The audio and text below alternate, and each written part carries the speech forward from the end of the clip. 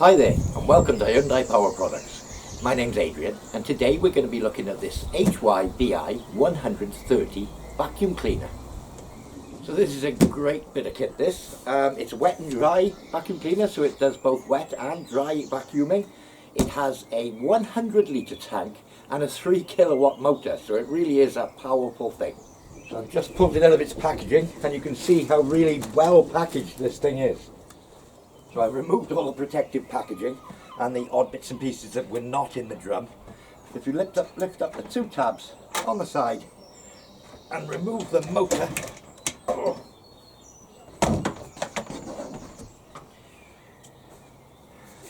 and the main filter, you'll see that a lot of the components are down inside the drum. So I've laid the contents of the packaging out on the table here so you can see what you're getting. Obviously, first of all, we have the main unit itself, which is here. Obviously the vacuum hose and the two-part stainless steel hose here. We have the rear axle, a little bit of assembly needed. The two casters for the front of the unit, again some assembly needed with 3 screws. The brush attachment, the nozzle attachment, the wet brush attachment, which has the grey rubber, and the dry attachment, which obviously has the bristles. The foam sock, which we use for wet vacuuming, and the main filter bag, which we use for dry vacuuming. And finally, we have the user manual. Now, I do recommend that you read the manual thoroughly before use. So I'm going to pick the unit up on the table to demonstrate putting the wheels on. The simplest way to do this is for me to remove the weight, opening the clips, and I'll take the vacuum unit away and just lift up the drum. Okay, obviously that makes it a lot lighter and a lot more manageable. So if you look at the back of the drum, you've got these 2 knobs here. I'm going to unscrew these.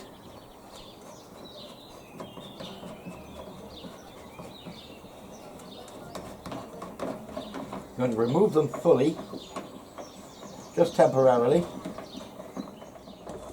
So having removed the 2 bolts, that will allow me to lift the drum away. There we are.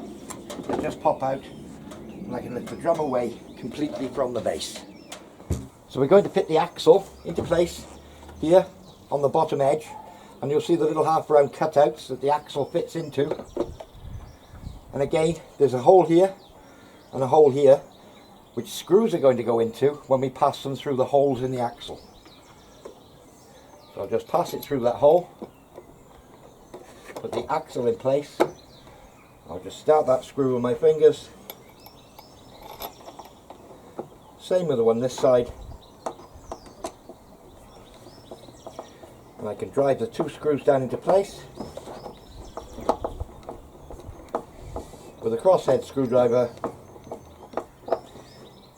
that's the one.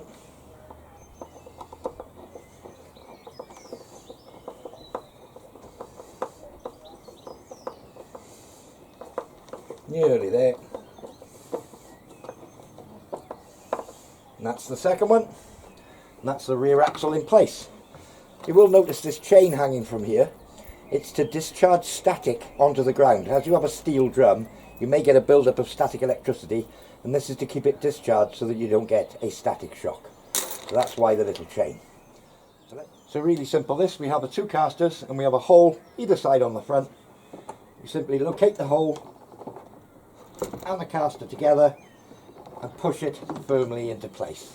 So that's one.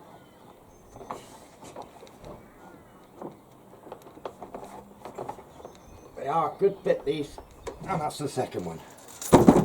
And there we are, that's the casters fitted. So that's the casters fitted on the front and the axle fitted on the back. Okay, so we can put the drum back on now. I just lifted the drum, dropped it back into place. We can put the 2 hand wheels back in again. So one started and we'll screw them back home. Isn't strictly necessary to take the drum off, it just makes it lighter. Okay, that's the drum back in place and all the wheels on. So let's look at setting it up for dry use first of all.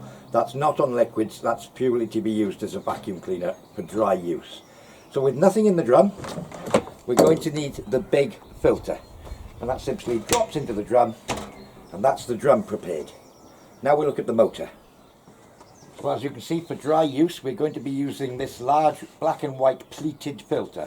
The one with the pleats in it, and again, that's for dry use. This will come fitted to your unit when it arrives to you, so that's the one you need for dry use. So,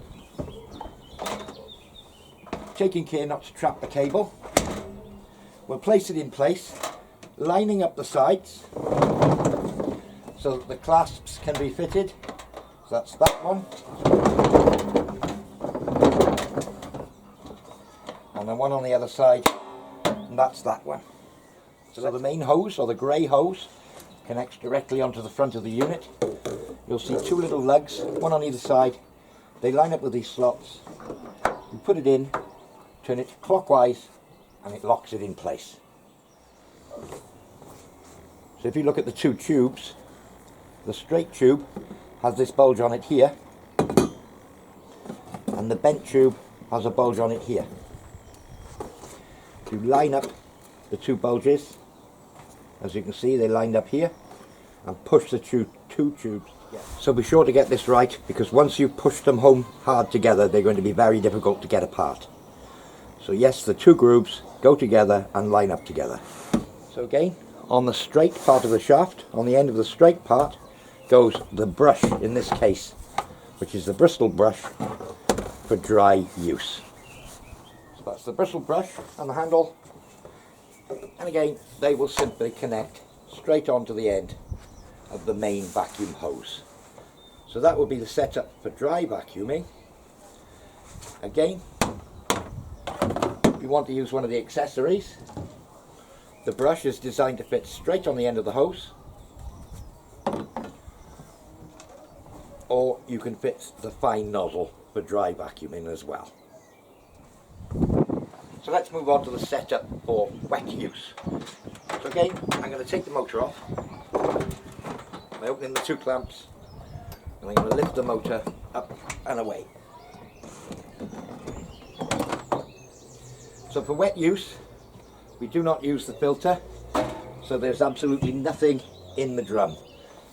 So completely empty, as you can see. So next we need to completely remove this filter. You'll see a bar on the bottom.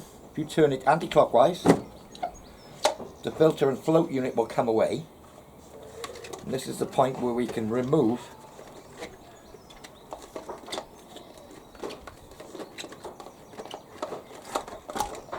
the pleated filter completely. That just leaves us with the float unit. So now we can take the foam sock that came with the vacuum, and we'll fit the foam sock down and around the outside of the float unit. It's quite simple, only takes a few seconds. We'll put it right down to the bottom, making sure that it's not tucked up at all. And then we simply put the whole unit back on, turn it clockwise, and that's it set up with the foam sock filter ready for wet use. So now that that's on, we can replace the motor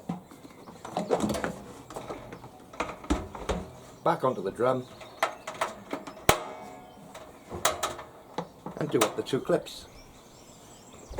So again, for wet use, we'll remove the brush attachment and we can fit the rubber squeegee attachment.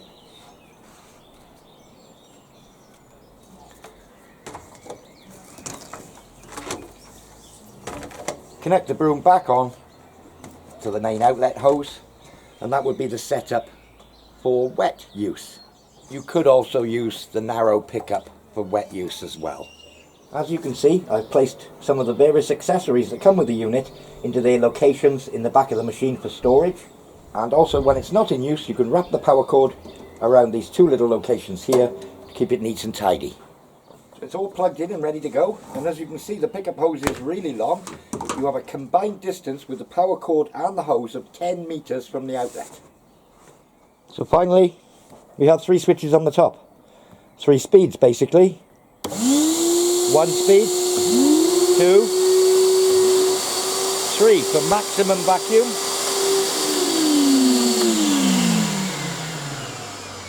So depending on how much vacuum you want to use at any one time is how many switches you switch on.